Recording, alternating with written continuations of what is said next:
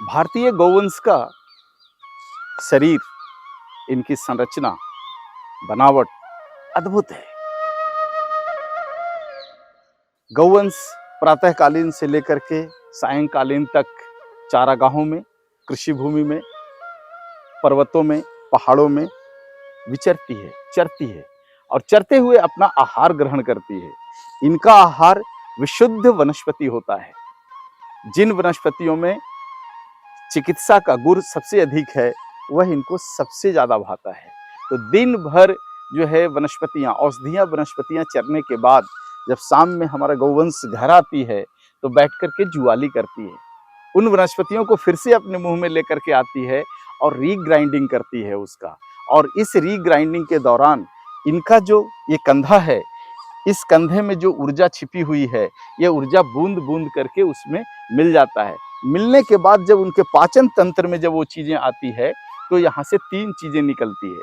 पहला निकलता है गौमूत्र, जो वायु तत्व का प्रतिनिधित्व करता है। इसके बाद निकलता है क्षीर, जिसको हम दूध कहते हैं।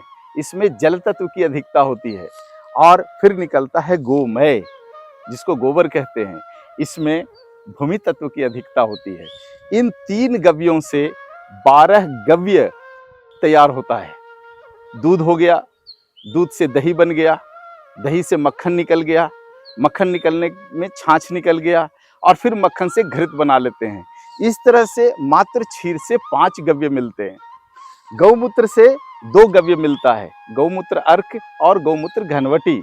गोमय से, गोमय स्वयं में गव्य है और इससे गोमय चूर्ण बनता है और इससे भस्म बनता है। कुल मिलाकर के यह 10 गव्य होते हैं।